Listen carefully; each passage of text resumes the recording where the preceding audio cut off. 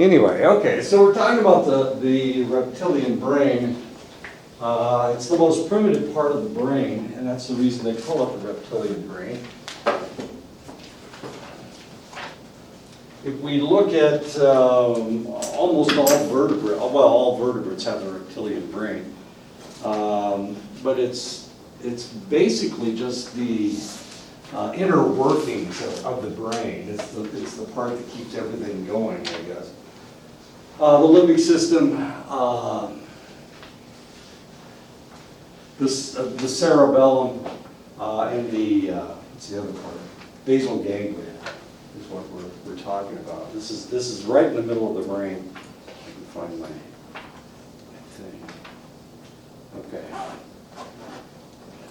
I'm going to give you see, all of these words, they kind of are intimidating, but they shouldn't be, because all they are is Latin for common phrases. The two major portions of the reptilian brain are the limbic system and the basal ganglia. Basal ganglia means basic nerve sheath. And as weird as that sounds. And limbic system means border system. Oh, great. Come on. All right. So, oh, I know why it's not working. I did plug this in. All right, here we go.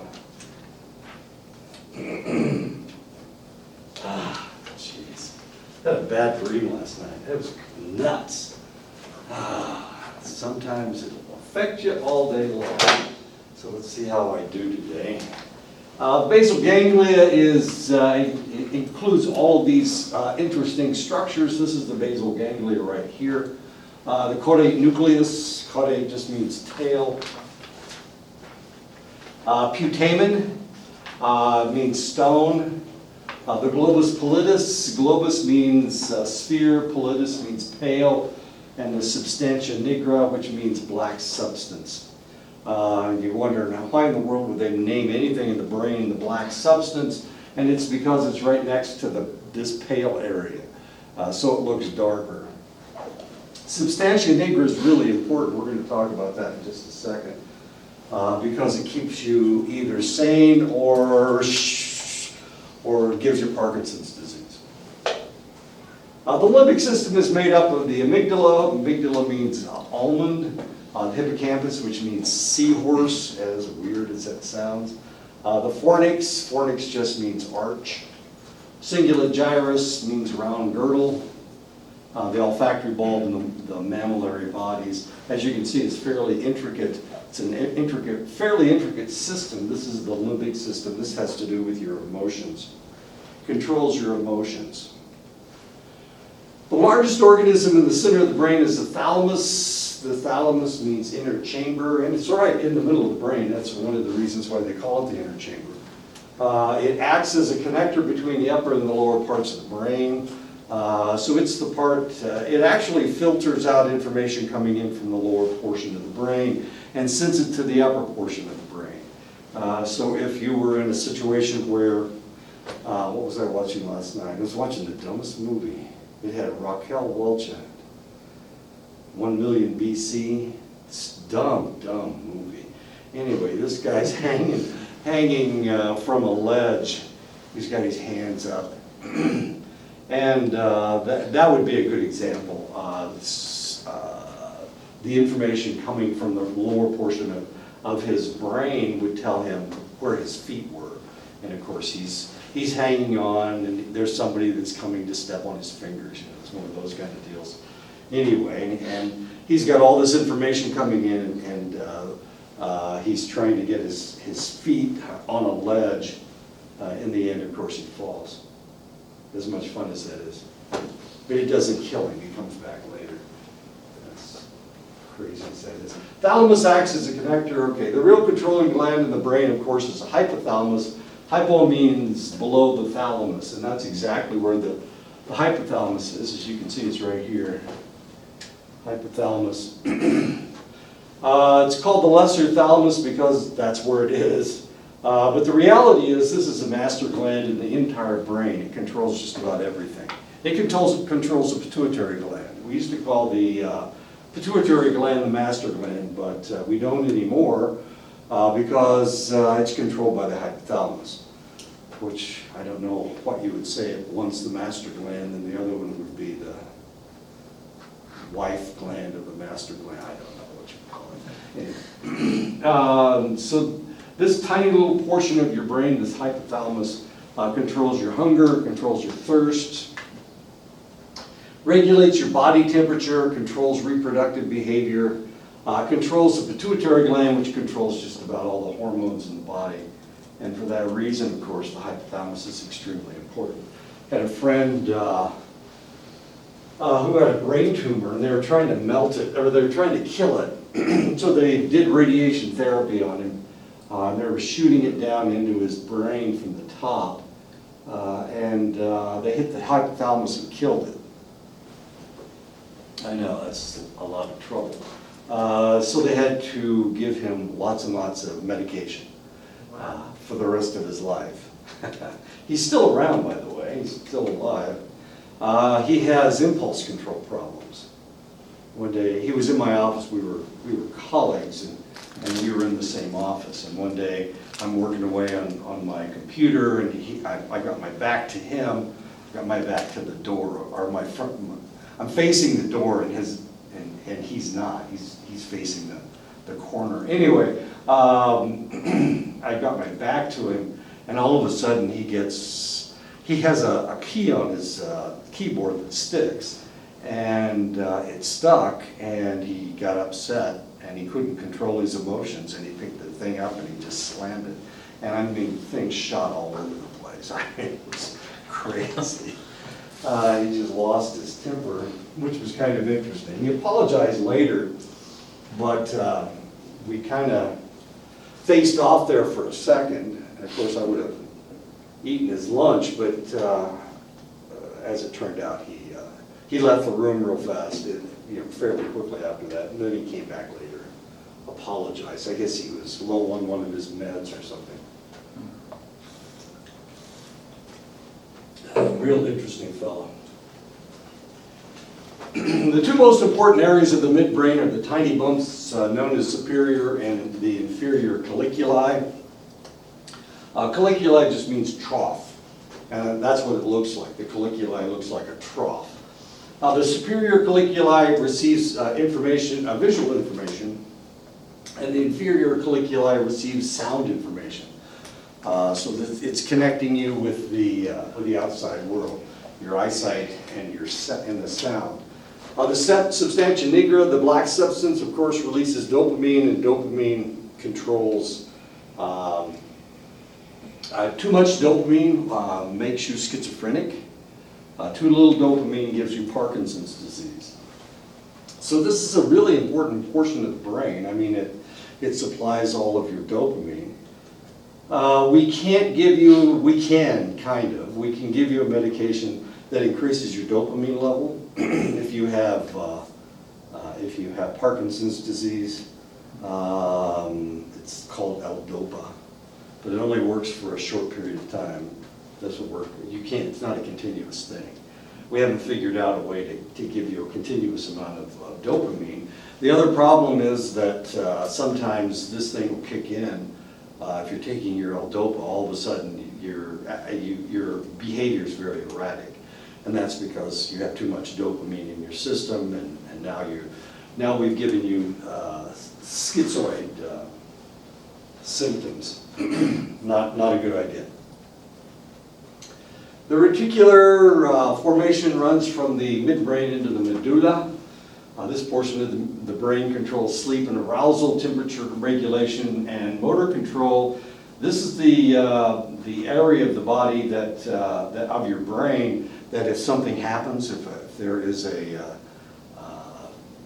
crisis at night while you're dead asleep, and you could be as dead asleep as you possibly want to be, you'll wake up.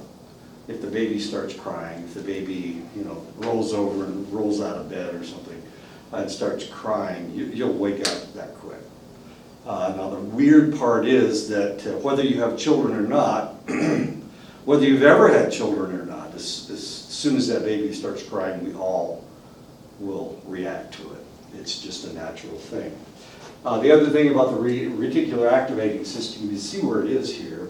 If we put a skull on top of this brain, the skull would come to be about right there.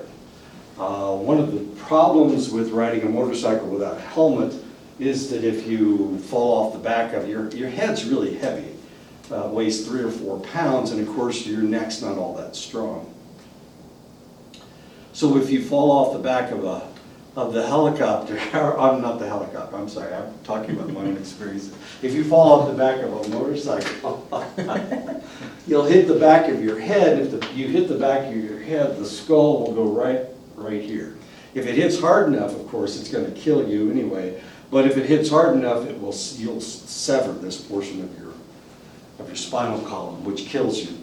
It tends to kill you, but it'll put you into a coma.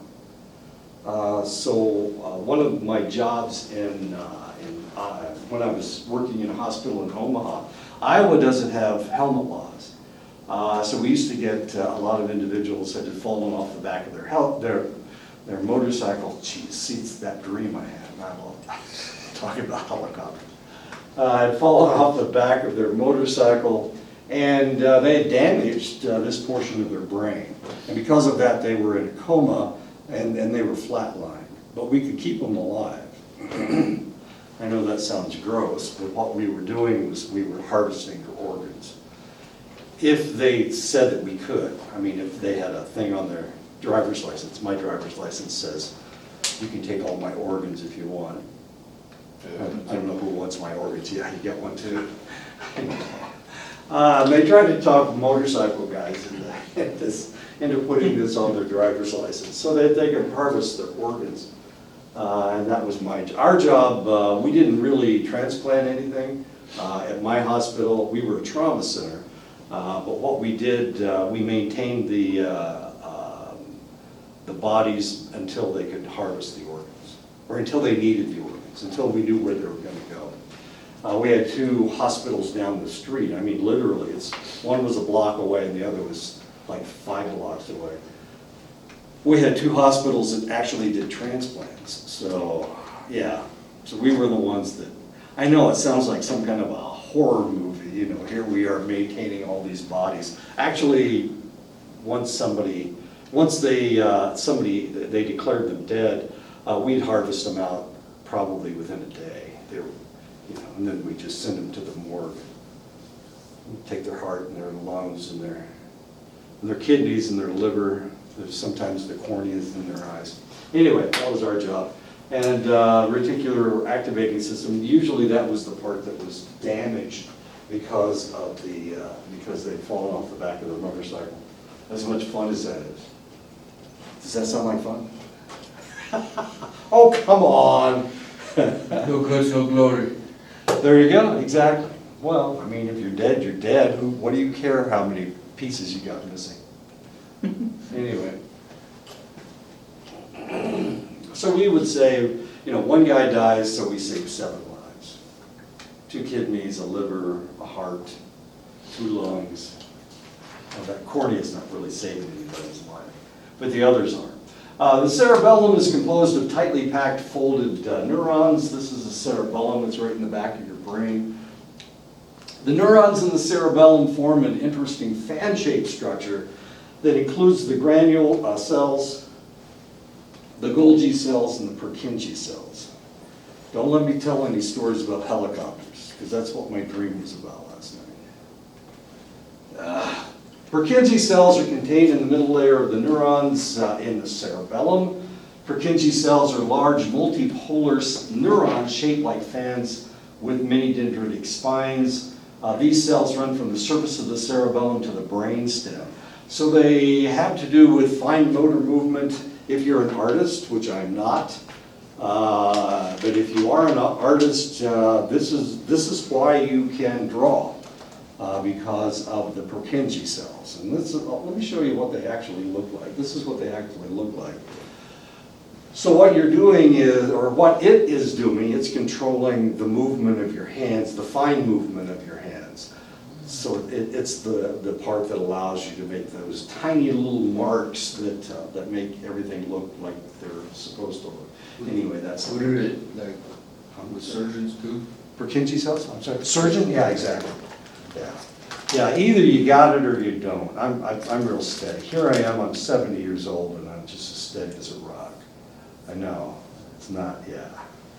Some people, they drink caffeine and they get all shaky. I have to, man, look at the headaches. But, yeah, but nothing affects me. I'm just as They steady. just drink water and juice. I got lemonade. Oh, you're on the edge, huh? Lemonade. I got the hard stuff.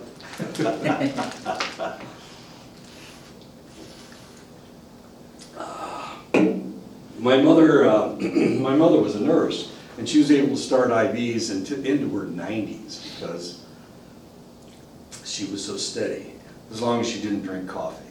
If she drank coffee, she got the shakes, gave her the shakes, the caffeine gave her the shakes. Okay. Anyway, so I'm still steady. I still got it going. The intricacy of the Purkinje cells allows the cerebellum to control both the fine and gross motor functions of the body. And of course that has to do with athletics, it has to do with dancing, it has to do with art. The position of the cerebellum between the spinal cord and the thalamic centers that communicate with the motor complex allows it to control motor functions, and that's what the cerebellum is there for. Cerebellum is there to control your body movement. So it allows you to, and that's what was going on in that stupid movie last night. They were trying to kill lizards. They were trying to kill dinosaurs. Now the reality is there were no dinosaurs. There were no humans fighting dinosaurs, okay? They were from totally different eras. But this was a movie and everybody had on really small clothes. And they showed a lot of butt cheeks and whatnot. You know, it was just a kind of a skin flick, except nobody was nude. Couldn't figure out why Raquel Welch's brassiere part came down so far. It didn't make any sense. Everybody else was covered up pretty good, but not Raquel. She kind of showed a little cleavage there, as bizarre as that sounds. And I had no idea why. Yes, I do. It sold tickets. Everybody wanted to see Raquel Welch's cleavage. But they were fighting dinosaurs, and of course, you know, that kind of deal. They were stabbing them with. At first, these guys only used clubs, and they didn't know about blades and anything. And then this other tribe taught them blades and spear points and whatnot. And so after that, they started attacking animals and killing them with blades. And man evolved, as you see.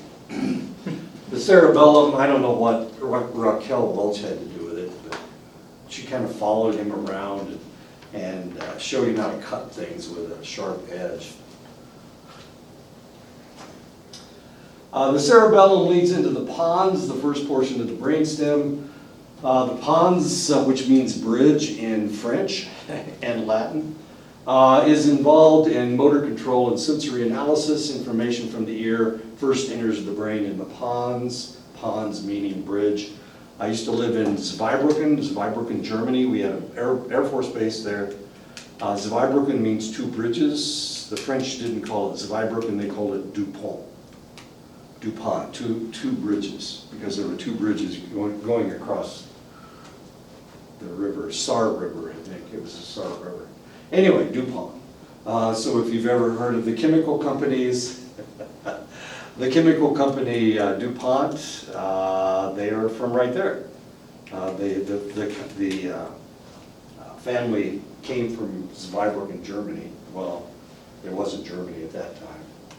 Anyway, they came over to the United States and became these giants in pharmaceuticals and in chemical analysis and whatnot. The bottom of the brainstem is made up of the medulla. Medulla means middle or marrow. The medulla controls both the neck and the tongue muscles. The medulla also contributes to the regulation of breathing and heart rate.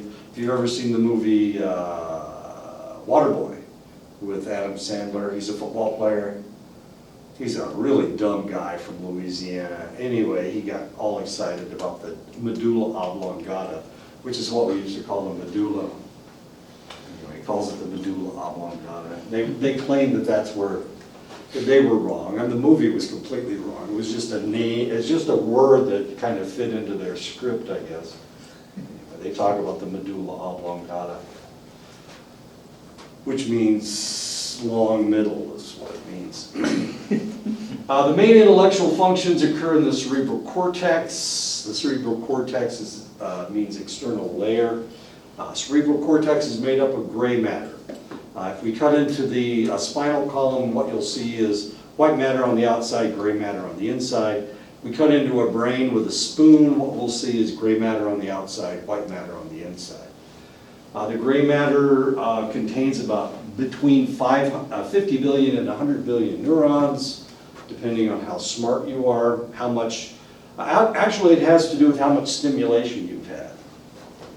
We learn things from stimulation. When you read your book, you're stimulating your brain to accumulate all this information. So the more you're stimulated as a child, the larger your gray matter will be. You'll have more neurons in your gray matter. The functions of the various regions of the cerebral cortex have been mapped and divided into 46 distinctive areas known in toto as Brodmann's areas. So we have these 46 distinct areas in our brains. And so one of the questions on chapter 1 was how much of your brain do you use? Well, the answer is 100%. You use all of your brain. Sometimes you don't use it very much, but you still use it. It's not like and of course the old saw is that we only use about 10% of our brain. That's not true at all. We use our entire brains. We just don't use it for thinking. We use it for other things. We don't use it for, we watch television or play video games or do stupid things, but that doesn't mean that we're not using it. The most numerous neuron in the cerebral cortex is the pyramidal cell. It's shaped like a pyramid, as much fun as that is. Pyramidal cell dendrites reach to the surface of the cortex and also spread out horizontally. These neurons seem to be arranged in columns. This becomes very important.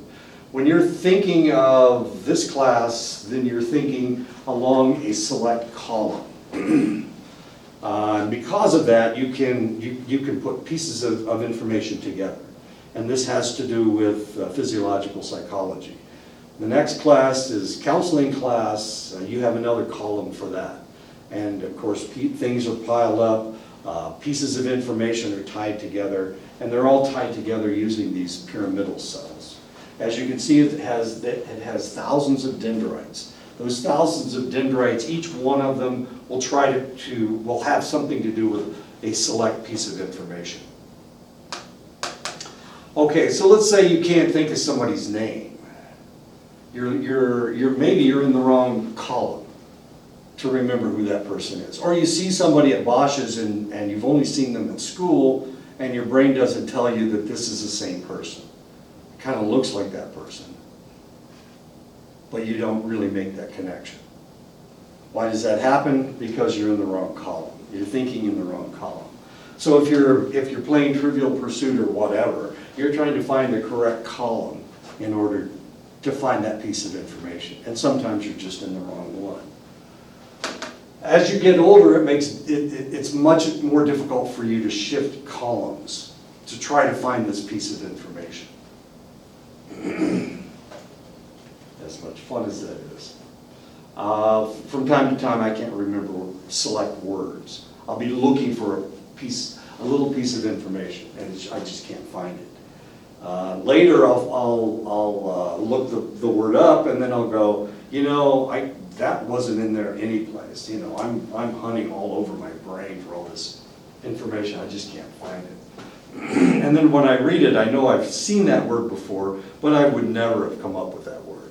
I know, it drives me nuts. Many brain regions have distinct, and it's one of the reasons why I use PowerPoints. I mean, if I had to do this without any PowerPoints, I'd go off, someplace on a string. I'd be in really odd columns in my brain, and I'd never get any of this information out. That's why I have to follow PowerPoints. It's a lot easier for me. Mini brain Marius doesn't do that. Marius, he doesn't use his PowerPoints. He doesn't use PowerPoints. It's all from memory, and I couldn't do that. I mean, I would just be wandering all over the place, talking about crazy stuff. Because I wouldn't stay on task is my problem. I would empty a column without giving you all the information that you needed. This is the only way I can do it. Many brain regions have distinctive geometric columnar structures, patterns that seem to function as information processing units, and that's what I was talking about before. Some columns begin at the surface and extend all the way to the white matter. This is the stuff that we think about all the time. I am a political scientist as well as a psychologist, so I think about politics all the time. I read CNN, I go into this stuff. This is really important to me because when I was in the military, it was a political war. We were involved in a political war. So life and death had to do with politics. It didn't have to do with anything else. It was actually kind of a religious war, but it was also a very political war that didn't make a whole lot of sense. Your war was a totally different situation. We were attacked, and that's one of the reasons why we were in Iraq and Afghanistan. But Vietnam didn't have anything to do with attack. Didn't have anything to do with that at all. As strange as that may seem, we were just trying to block the communists from taking over Southeast Asia. That's all we were doing. So it didn't make the same sense that your war made. I mean, your war started with an attack on the World Trade Center and the Pentagon. When my war started with us sending troops into Vietnam, that's it. I mean, so it was a political war. Mine was a political war. And because of that, people who are Vietnam vets tend to either reject politics completely, they want to stay completely away from it, or they get very involved in politics. And I was one of the individuals that got really involved in it. But there are some people out there that don't want to even think about it. They don't vote. They don't want to have anything to do with it. Why am I talking about this? Okay.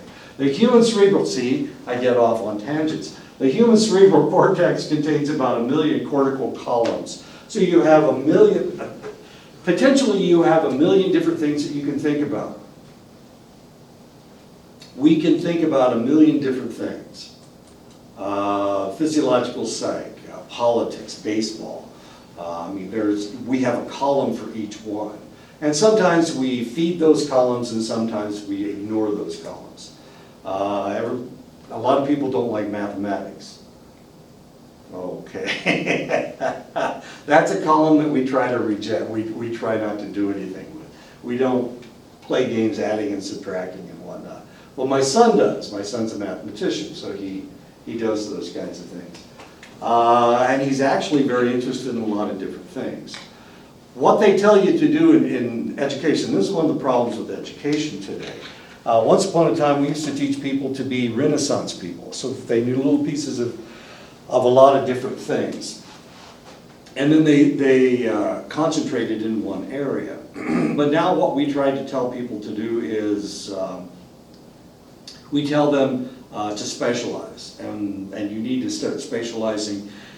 In Florida, you have to declare a major as a freshman in high school. What? I know, it makes absolutely no sense whatsoever. It's like 4 years later. I know, these kids are what, 13 years old and they have to declare a major. Shoot, since I've been here, I switched it like 3 times. Well, everybody does. I mean, I did too. I started studying history. That's one of the reasons why Marius and I have such long conversations, because I'm a history guy. But I flunked my first class in history and I decided, geez, I better not major in, let's take that one out. And what class did I pass this semester? Oh yeah, English. So I started studying English, which was okay. I mean, now at least I can write a sentence and I can correct your sentences. so that's not a bad deal. Anyway, so we have a million cortical columns. They're in there, they are part of our brains. We're able to concentrate on a lot of different things. We can switch from one to the other fairly readily. Well, sometimes we can, sometimes we can't. Some people can't. Some people, you can't change the subject on them. If you change the subject on them, they get really irritated. Their behavior becomes erratic. These individuals can only think of one thing at a time. Most cerebral communication runs vertically, but there are some areas of horizontal communication, and of course this becomes really interesting because the individuals who are suffering from schizophrenia, their horizontal communication is vast. They have a lot of horizontal communication.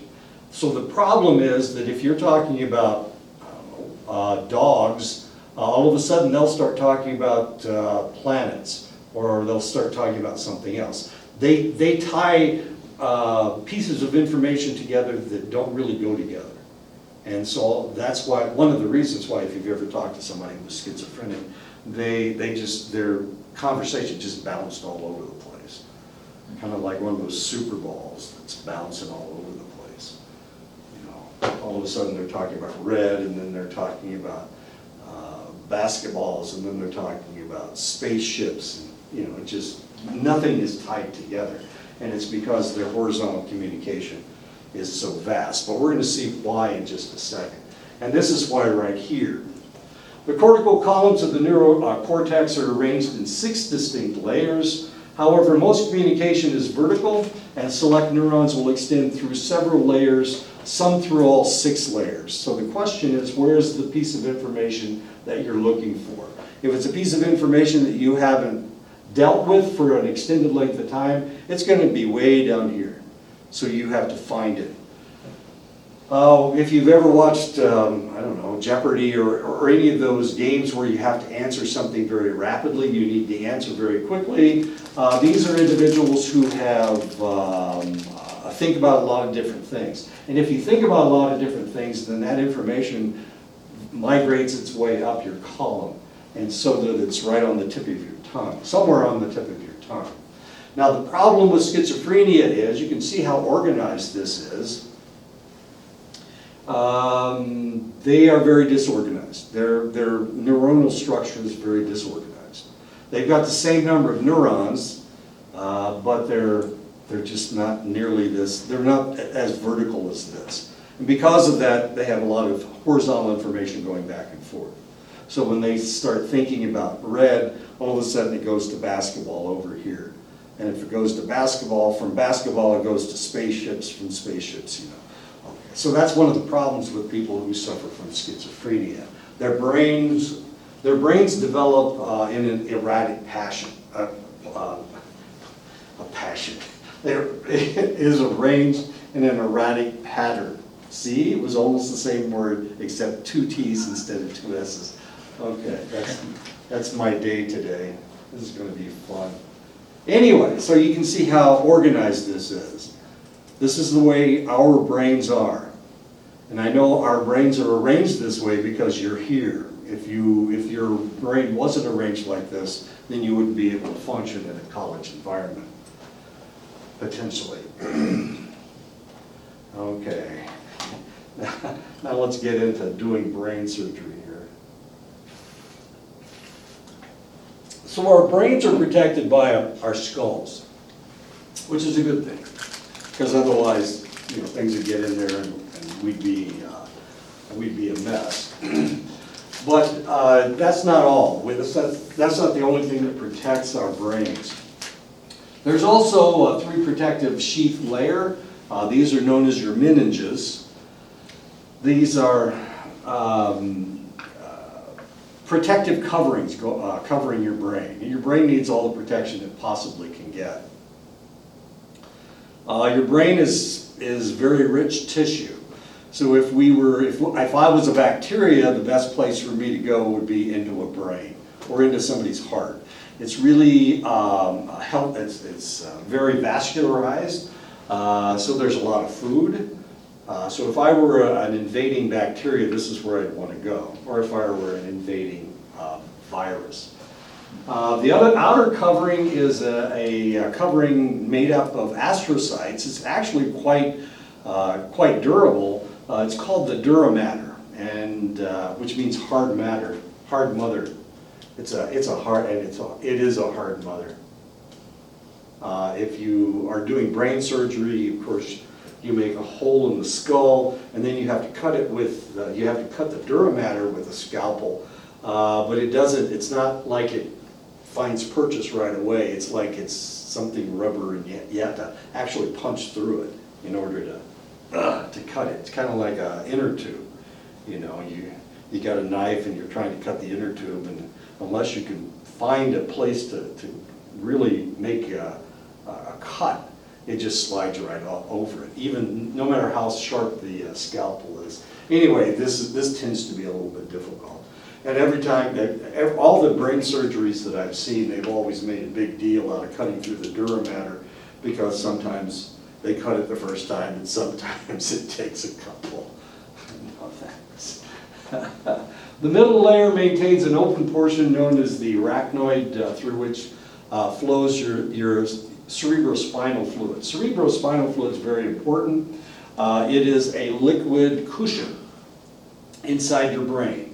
It's necessary. Have you ever had your CSF drawn? Is that what I've you're... had a spinal tap. Yeah, spinal taps are not a lot of fun. We don't actually draw your spinal fluid from your brain, of course. We draw it from your spinal column. And the needle is exactly.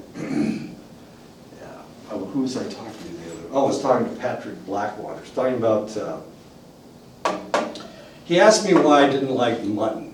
And the reason I don't like mutton is because it smells like human flesh. You can see that. Yeah, and so one of my jobs was picking up cadavers, of course. I was a lab tech.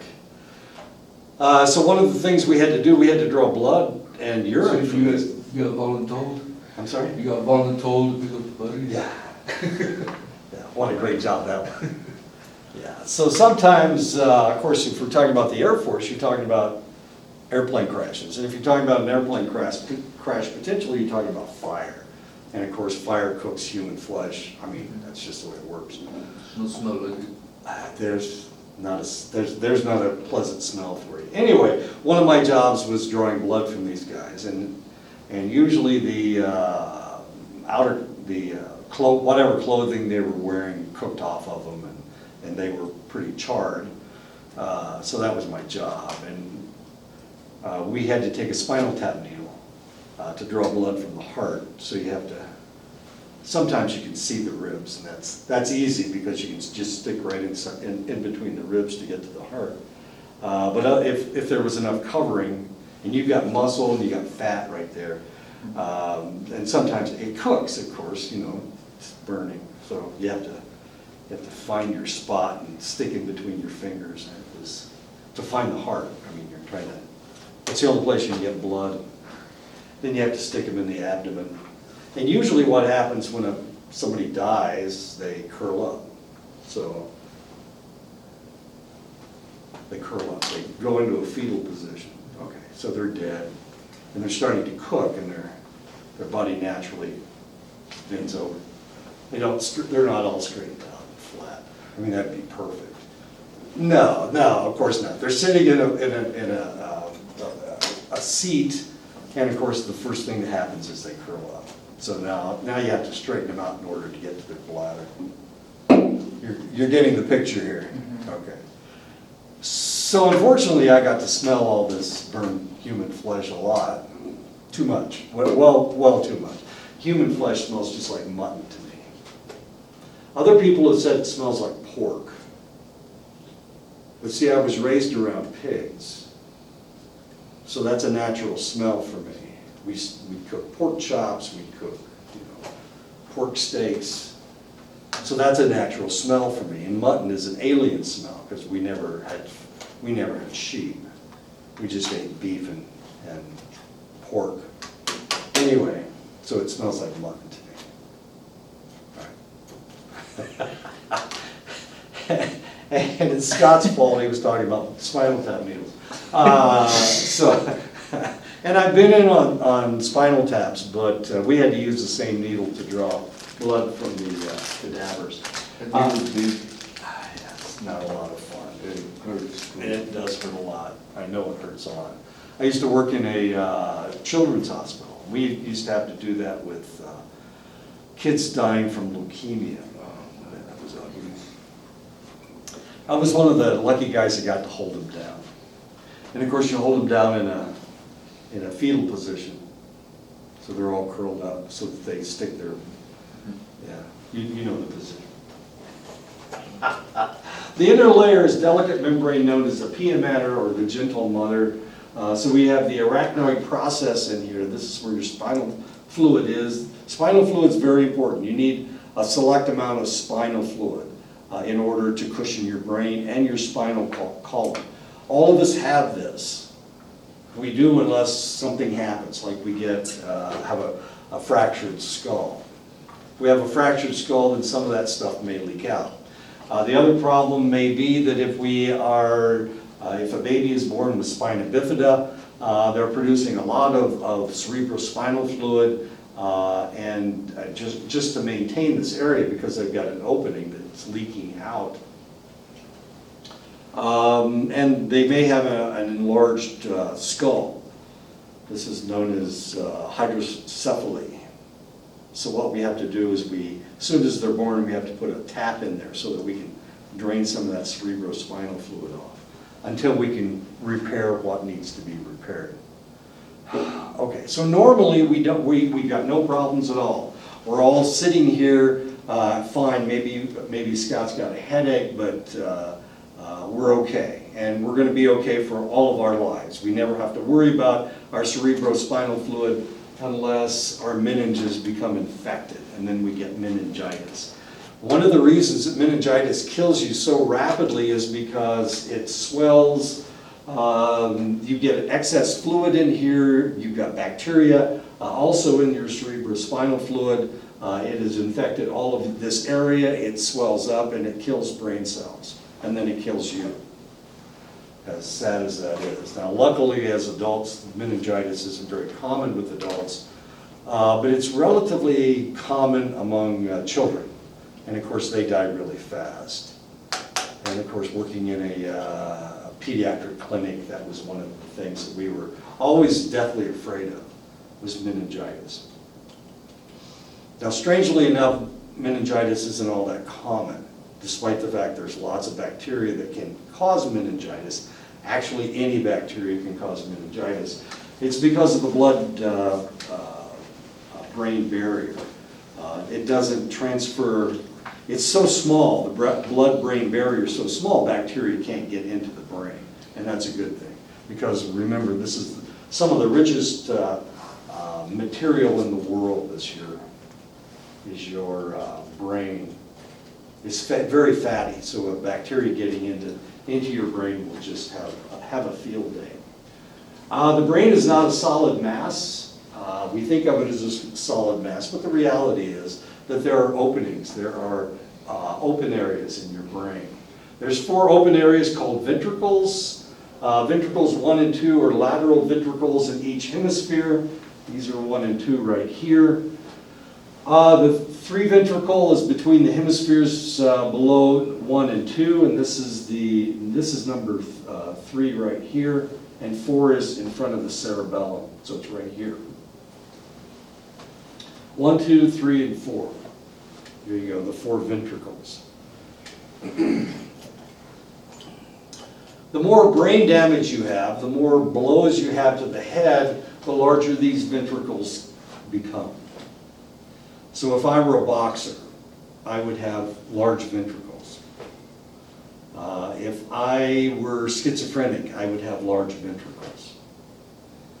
The more you get hit in the head, the more football players have tend to have large ventricles, especially if they're linemen where they knock heads with each other. Soccer players who head the ball a lot have large ventricles and have brain damage. They have TBI, as weird as that sounds. from playing a sport. Now, it makes sense with football because you're actually, it's like hitting your head on a brick wall. Soccer, you don't really hit heads very, I mean, you don't, hardly ever happens, but you're hitting the ball with your head, and that can cause the same problem. CSF is produced in the choroid plexus. It's a portion of the lining of the ventricles. CSF is basically plasma or blood with the red and white blood cells taken out. It's clear. It should always be clear. Every time we pull it out, we need to make sure that there's no bacteria in there. If there's any bacteria, it looks cloudy. It can look white, and that's what we don't want to see. You can also be bleeding into your ventricles. You can also be bleeding into your arachnoid process. If that's the case, then it will be pink with blood. And we don't want to see that either. It's one of the reasons why we did all those CSFs. Sorry. That's why we drew all those. That's why we did all those spinal taps. But it's kind of like yellowish, isn't it? Or supposed Well, it looks just like serum. So, have you ever seen a tube of blood when you spin it down and the red cells go to the bottom and the serum goes to the top? No, I could take my blood. Yeah, okay. It just looks like blood. No, if it's yellow, then that means you're jaundiced. So it's pretty clear. It looks just like water. It looks like that. That's it. That's a good CSF. Okay. I've got lemonade. It shouldn't look like lemonade. Yeah, I already looked at what they took. Yeah. If it was pink, they've got a problem. If it's pink, it means either they did a bad tap or you're bleeding into your cerebrospinal fluid. And you don't want any red blood cells in there. You don't want any white cells in there. So what they were trying to do, they were trying to make sure that you weren't bleeding into you had a TBI, you had brain damage. So they were trying to make sure that there was, that portion of your brain was healed to the extent that you weren't bleeding into your brain. Right after your injury, potentially there was lots and lots of blood in there because you had a cracked skull. You had probably more than a cracked skull. See, all that stuff can I kill don't you. know. When the homie flipped over, I fired up 2 shots and I passed out. I wake up. You're in launch stool. So I didn't know what happened. The same thing happened to me. I fell Well, out. actually, no, I went to a balad first. You didn't know a thing Which is right outside Baghdad. Sure. And then They- over there. Air flew you into launch stool. Probably in an Air Force plane. Yeah. Yeah. I was probably like a Yeah. C-117 or something. You know, they may have tried to keep you unconscious. If you're unconscious, you can do more repair work on your brain if you're in a coma. So they may have tried to keep you in a coma to reduce the amount of damage that would be done to your brain. This is something. I don't know what was going on. Well, of course you didn't know what was going on. I fell out of a helicopter. Last thing I saw was a patch of grass, and the next thing I know, I'm at Wright Pat Air Force Base in Ohio. I had to work with a cane for about a month and a half. I couldn't walk. Oh, you couldn't walk? Normally I could walk, Yeah. but it was like I guess your equilibrium, it was real off. Right. So I had to walk with the cane for a little bit. So a lot of damage. Well, And I was mad because they put me in one of the S shops. I don't know if they know about computers, you know? oh, jeez. That's the Army, yeah, exactly. 2 fingers. Then you're smashing that key. Actually, I broke one actually. It was one of those Panasonic tough books. As well, you should have been upset. I just want to get out there with my guys, that's it. But where were they? They were back in Iraq. The functions of CSF include acts as a shock absorber for your brain. This is really important. The brain floats in your CSF, so head movements don't disturb your brain. You know, you can twist really fast to the side and your brain's not really going to be vibrating back and forth. It's blows to the head that cause the damage. It collects nutrients from blood vessels and passes them onto the brain surface. So the CSF is really, really quite important. Blood flow is supplied to the brain through two significant arteries that run on each side of the esophagus. The carotid artery, which carotid means plunge into sleep.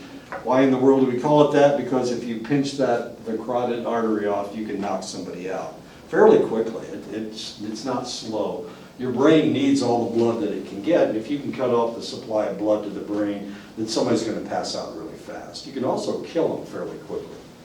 The vertebral arteries bracket the spinal cord and enter at the base of the skull. So we have two supplies of blood, one on each side of our esophagus. We have two carotid arteries, and we have one that you can't really pinch off, and it's in the back. If you want to bleed somebody out really fast, you slit their throat. They bleed out really quick.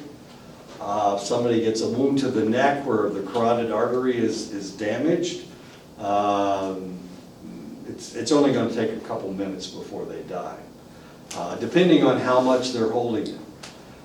You can slow down the heart rate, or you can slow down the bleeding out. I told you my mother came upon a wreck once upon a time, and she put a pin in one end, and then she found the other end of the carotid artery, and she was able to connect the bottom of the carotid artery with the top of the carotid artery in the neck. I know, it's kind of an amazing thing.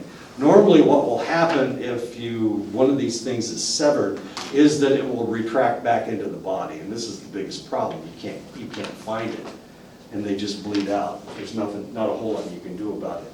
But she was lucky, she was able. One end was exposed, the bottom part was exposed, and she found the top part, and she was able to connect the two with my dad's pen, which he never got back, by the way. And it was his favorite pen, of course. And he complained about that for the rest of his life, as weird as that sounds. Anyway, so you can see what we have going here. We have all this blood supply going into the brain. The brain is quite important to our life, and because of that, we have to check this. As you get older, one of the things that they will do is try to make sure that you don't have a blockage in your carotid arteries. This is relatively common, especially with all the cholesterol people are accumulating. So sometimes we'll get a blockage. Sometimes it won't be very severe, but any degree of blockage, of course, is going to reduce the blood supply to the brain. And if you reduce the blood supply to the brain, then your intellectual functioning declines fairly rapidly. One of the two of the supplements that I take every day have to do with blood flow to the brain. Not because anybody told me to do it, but because I have to think all the time. I have to make sense from time to time. Anyway, I try to make sure that my blood flow to the brain is fairly good. I don't know if it's doing any good, but I'm afraid to stop taking them. And they are supplements. I mean, it's not like it's a medication, it's a supplement. L-carnitine is one of them, and ginkgo biloba is the other that I take. And theoretically, it increases the circulation in your brain. Or you're just throwing your money down the toilet and taking 2 pills or 4 pills that don't make any difference. It's a supplement. What the hell? And that helps with the brain, you said? Well, theoretically. It can. You get all these herbalists that are telling you, oh, you need bee pollen. You need to take bee pollen every day because or you need to reduce your prostate. Yeah, my wife got me like a multivitamin one a day. I don't take it. The vitamin is good. The vitamins, Yeah, I have it. it's giving you all those vitamins, but it's the supplements that don't make a whole lot of sense. I take a lot of things that I probably don't need to take, but I just do it because now I'm afraid I've been If you taking it. stop, If I stop by, Yeah. something might clog up or something, I don't know. I understand, yeah. I'm not really taking anything for my prostate health, but I take ginkgo and L-carnitine for my health and my healthy brain. My sister's starting to suffer from dementia, and I told her to start taking L-carnitine, and it has slowed down her dementia to some extent. People that take that, is it at any age they do that, or is it mostly like older people? Older people. Older usually. people, okay. But then again, they're trying to talk they're trying to sell it to you, so Yeah, they'll tell that you, too. yeah, everybody needs to take it. At your age, you guys are too young to start worrying about this stuff. Prostate health is probably important. At the base of the brain, the carotid and basilar arteries join to form a structure called the circle of Willis, and this is the circle of Willis right here.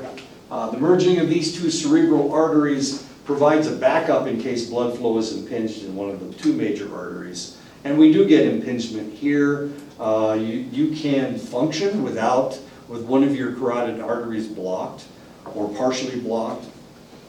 And this is the reason why. Your body wants to survive, and so it's going to do whatever it has to do. That's what varicose veins are all about. Now, why in the world, if you get a varicose vein, which is a blocked artery, is a blocked vein in your leg, why in the world don't you lose your leg if you get a varicose vein? I've seen people with their whole calf was full of varicose veins. And you're thinking, geez, how in the world are you ever surviving? Yeah. But the reality is, I mean, it will recirculate things. It will change I can't think of the word. It will reroute the blood flow so that your body will survive. And this is what your body does all the time. It will reroute something. This is what happens when you have a TBI or a stroke. You have damage to the brain. Well, why in the world can you still talk? Why in the world can you still move without shuffling around? The answer is because your body tries to reroute the information so that you're still functional. And of course, if you're female and we're talking about brains, theirs is more flexible than the male brain. Female brain is more flexible than the male brain. But it's the same way with arteries, blood flow. So if I have an impinged blood flow in one of my carotid arteries, my brain is still as functional as it was before, potentially. And this is the reason why.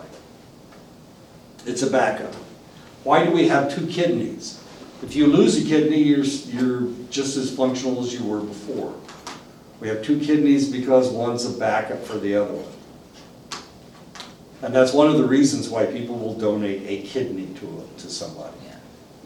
Because they can function perfectly well with just one. So we have two, we have a backup, as weird as that sounds. Despite the rich tissue of the brain and the myriad of viruses and bacteria seeking entry, infections in the organ rarely occur, almost never. This is because the capillaries in the brain are much smaller than the capillaries in other parts of the body. Substances in the blood will rarely pass into the brain. This, of course, is called the blood-brain barrier. And this is very important. The blood-brain barrier keeps you alive. The blood-brain barrier, you catch the flu and you don't die from the flu. You catch a cold and it doesn't get into your brain. Maybe it gets into your lungs, but it certainly doesn't get into your brain. And this is a good thing. An angiogram is an x-ray of the blood vessels. If a stroke is suspected, an individual can be injected with a dye, and the skull can be x-rayed to show possible hemorrhages, aneurysms, or occlusions. And this is what a stroke is. This is usually the first test performed if a patient is suspected of having a stroke. So we will... When did they start doing this? Angiograms? We've been doing angiograms since the 50s. Yeah. Okay, here's the problem. Sometimes they don't do it because the stroke is too severe. So if they're afraid if they inject the dye that it will cause more damage. So They don't do it, so they don't do it. A lot of times if somebody has a stroke, we don't know if it's a hemorrhage, an aneurysm, or a blockage. I used to box where I joined my trainer and died of, they said it was an aneurysm, Okay. but that's what I was asking, because I wonder if they did this, you know? Well, I sometimes don't think they did though. Did he die? Yeah. Okay. A lot of times they don't have time to do it. They're just dead. You know, you get a stroke and you fall down dead. Especially if it's an aneurysm. If it's an aneurysm, that is a blood vessel that gets a balloon in it. It widens up and then it just pops. Like Does a it fill up balloon. with something, or At that just- point, they're dead, they're gone. They Does that- bleed out. Does that fill up with something, that balloon you're talking? Yeah, it fills up with blood. With the blood, oh, okay. Yeah, it's like a hemorrhoid. Yeah, he was in his bedroom and he was walking and then, Yeah, it kills you quick. Aneurysms will kill you really fast because it's a balloon area and it's a major artery and it pops, it's all over with. And there's not a damn thing you can do. If you can detect the aneurysm before, and of course there's no indication that this individual has an aneurysm, you can't tell unless you do one of these angiograms. But if you can do an angiogram and you suspect an aneurysm, you can do an angiogram and find the aneurysm. Now, a lot of times there's not a whole lot you can do anyway, because this is vascularization that runs all through your brain. And if the aneurysm is someplace deep in the brain, then potentially you can't do any surgery anyway. There's nothing you can do about it. So you're just waiting for this thing to pop so that they die. yeah, I don't know what happened to him.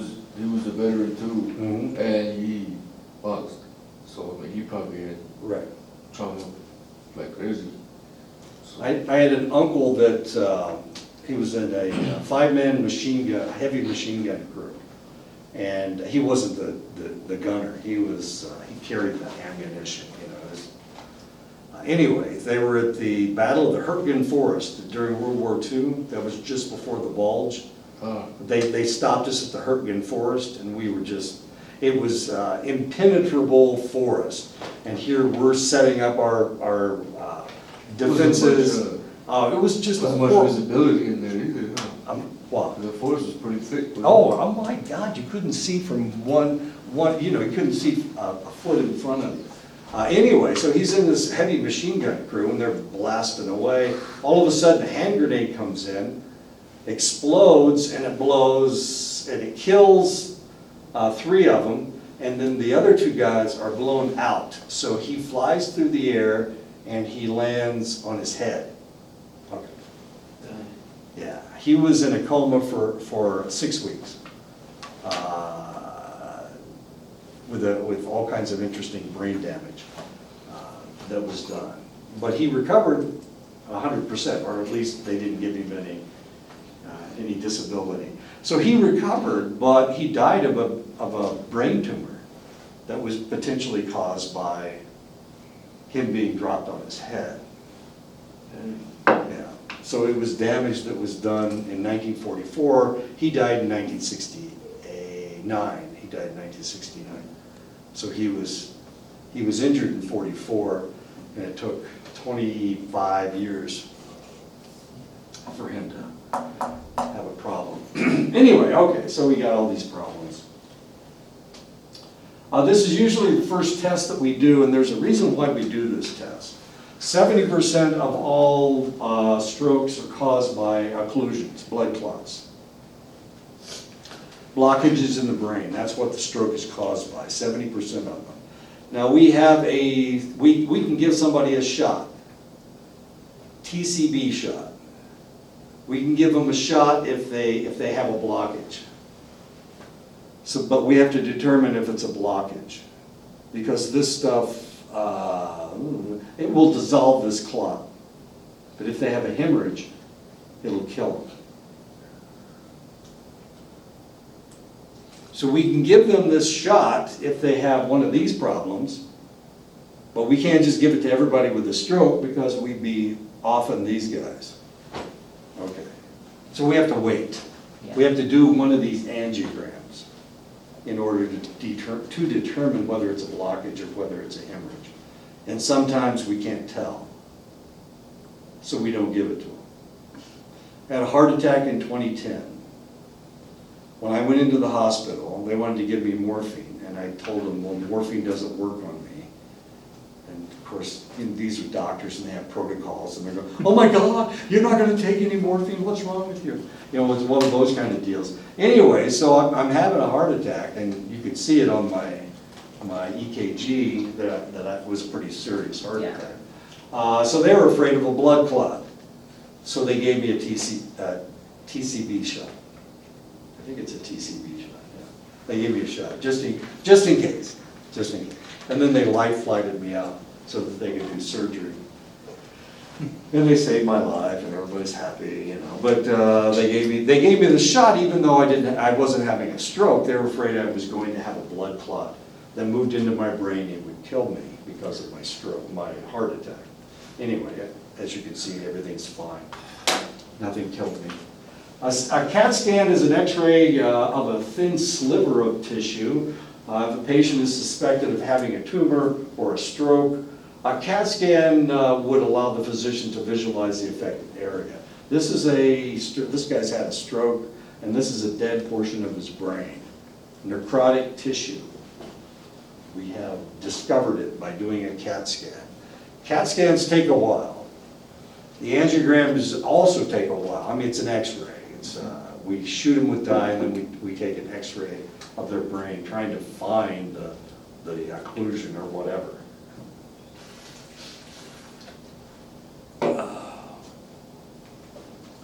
Whereas the angiogram, the CAT scan are both X-rays, the MRI uses radio waves and other magnetic energy to visualize the structures in the brain. And this is what a CAT scan looks like. The other one was this is what a CAT scan looks like. So a CAT scan is relatively flat, but an MRI, depending on what we're imaging, isn't flat. It's three-dimensional. Small changes in structure, as small as the myelin on an individual axon, can be visualized with an MRI, depending on what you're trying to look at. And I've had MRIs done as well. I've had CAT scans done. What was my problem? Ruptured spleen. They couldn't decide what my problem was. And I had pain, and my gut was filling up with blood. So they did a CAT scan, trying to figure out if what was wrong with my spleen. And of course, since it had ruptured, it wasn't there. So they're looking, yeah, I know, it was dumb. So these guys are looking at this thing, and they say, he doesn't have a spleen. What are you talking about? And well, there should have been something there. It should have been fragments or something. But it had. They hit me in the gut. This guy hit me with his shoulder. It was a rugby tackle, and it sheared my spleen off, and my spleen exploded. I know. Yeah, it's a real pretty story. You gotta see my scar. It's a great scar. Anyway, it was in a soccer game. I got hit in a soccer game. You're not supposed to hit people that hard in a soccer game. That's football. PET scans are machines that detect radioactive activity in the brain. The radioactivity comes from radioactive impregnated glucose injected into the subject. As the various areas of the brain metabolize the glucose for their activities, the researcher is able to see which areas are active with select tasks. And this is an individual watching a nature video. This is an individual on cocaine. And as you can see, there's a lot of activity going on just because he just snorted cocaine.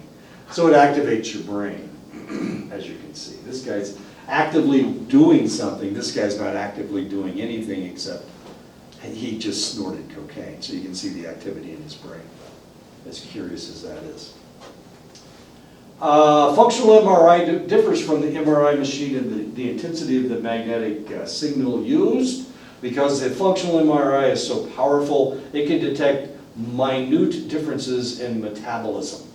This gives researchers a similar picture as the PET scan, but without the radioactive injection. And this is what a functional MRI looks like. So if we're doing research, and you're going to be reading different pieces of research. If they do a functional MRI, they're going to find out which portions of the brain are actually active. PET scans will do the same thing. PET scans are a little bit more expensive than functional MRIs, but you may see lots of this in the research that you're looking at. Functional MRIs. This is an individual. This is what his brain looked like pre-amputation, and this is after the amputation. As you can see, the same areas are activated. So this guy is getting a ghost image of his amputated foot. He thinks it's still there. It seems like it's still there. He can feel it. He can, it tickles. Usually it tickles. It doesn't hurt, which is a good thing. But maybe not. Tickling is tough stuff. Maybe it's worse than pain. As strange as that is. Where am I? What time is it? Oh, it's almost time to go. Let me go ahead and at least take a look at the next chapter. Chapter 3 is about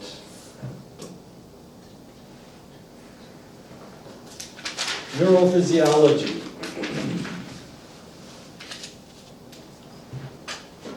Oh, we're going to talk about neurons and how they work.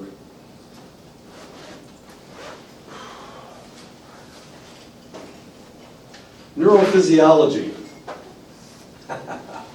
Neurons speak to one another, and they speak to one another through electrical impulses.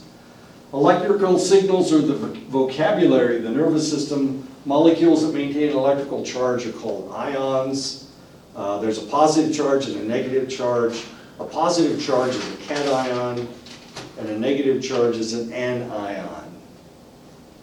Anion means negative, cation means positive.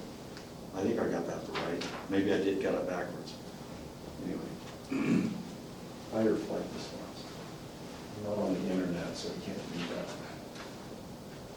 Neurons contain large complex proteins that maintain a negative charge, but because of the channel, did I get it right?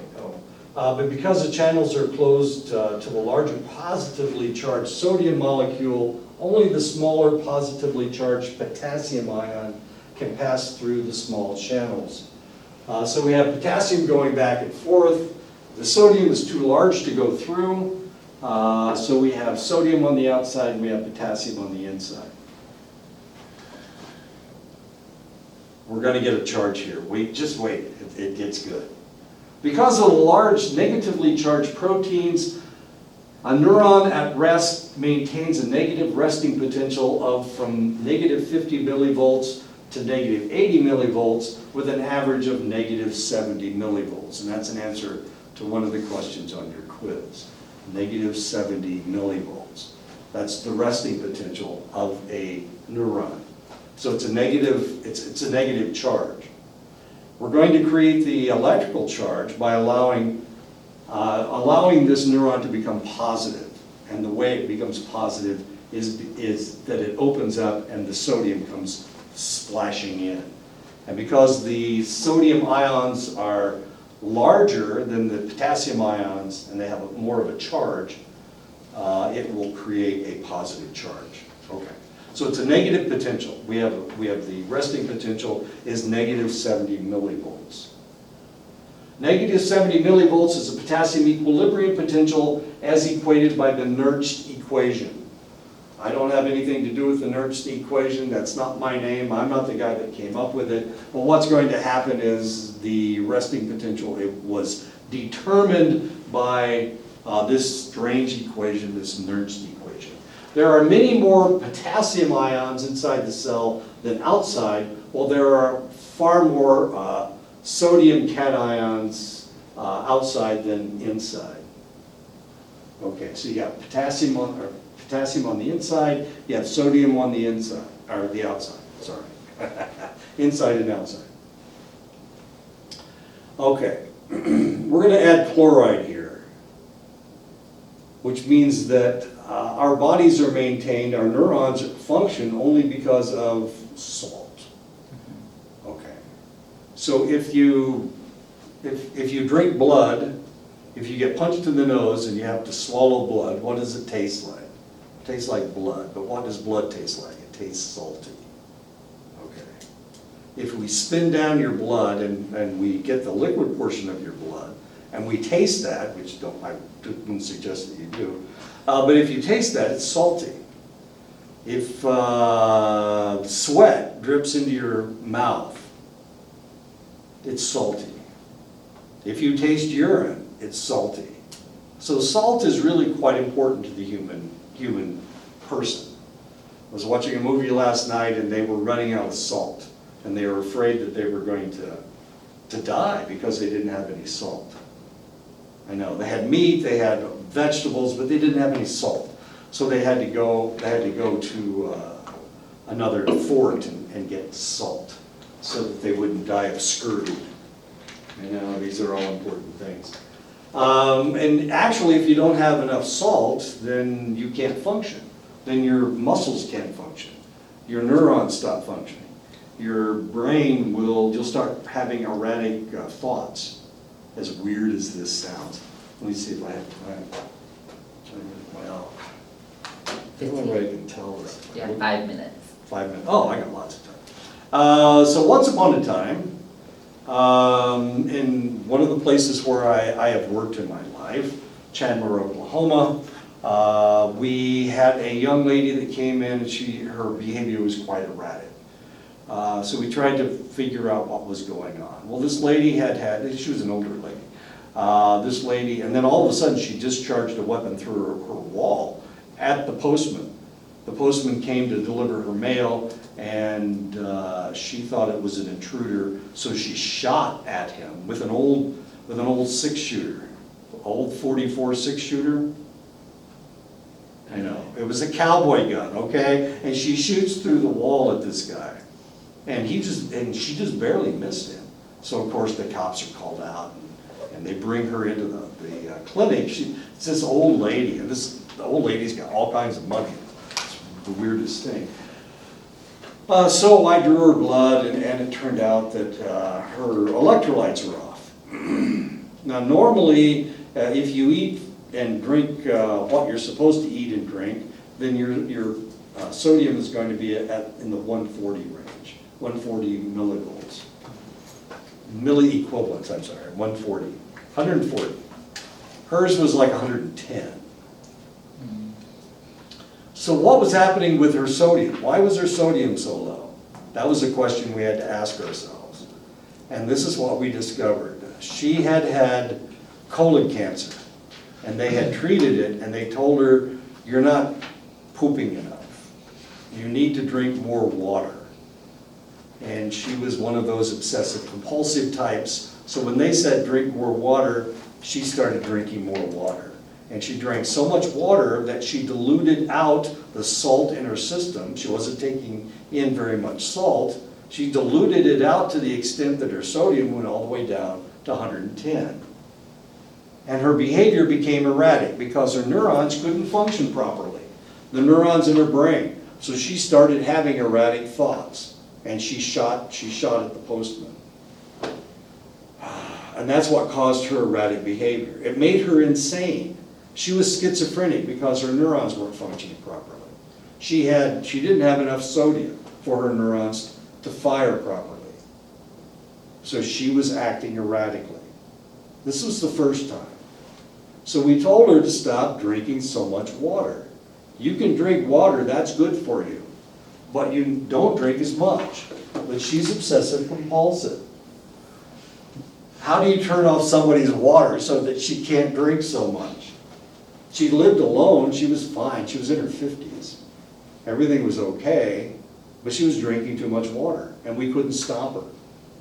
So the next time, she barricaded herself in her house and started shooting at people coming up onto her porch. 2 Mormon guys came by.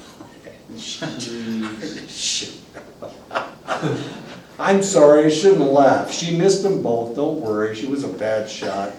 But she kept punching these holes in her wall, you know, okay. Yeah.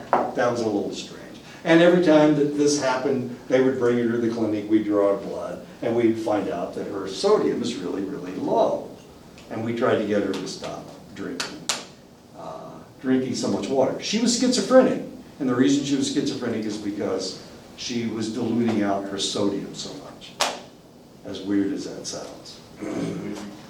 That wasn't the only time I came in contact with low sodium levels. When I was in the service, a lady came in, we drew her blood, and her sodium was like 108. She wasn't acting erratically that we knew, but her sodium was 108, so we sent it back to the doctor. Of course, when it's that low, this is very abnormal, you know, you gotta tell the doctor, and the doctor got pissed. Not at her, but he got angry at us because we gave him a bad result. He thought that we had made a mistake. So he made us recalibrate everything, our machine that we did electrolytes with. We had to redraw her blood. We redrew her blood. We apologized emphatically. He was sure that we were wrong, and he was about ready to send us to Vietnam. This is during Vietnam, so he's going to send us all to Vietnam. This doctor, he was in charge of our clinic, and so we drew her blood and we got a lower result, and he hit the ceiling. This guy was pissed. He was so angry. He was ready to shoot us all right there. He was going to execute us all, you know, pull out his Luger and just execute all 4 of us. Anyway, and so I was doing the test, and he was telling me how stupid I was and how I was the worst lab tech in the whole wide world. Anyway, eventually, of course, she disclosed to him that she was on a water diet.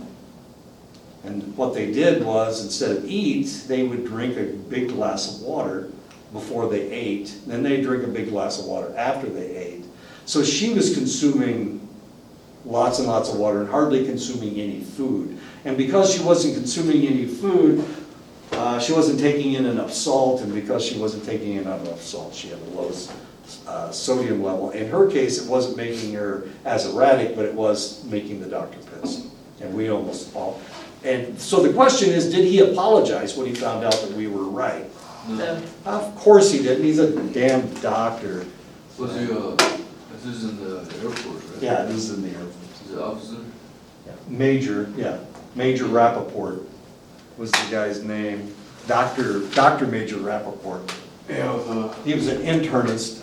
full force within the... No, I was E6 at the time.